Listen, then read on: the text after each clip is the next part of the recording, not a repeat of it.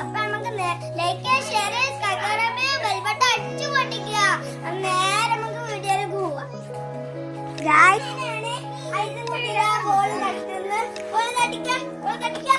അപ്പൊ നമ്മള് second one നമ്മള് ലിയ കുട്ടിയാണ്.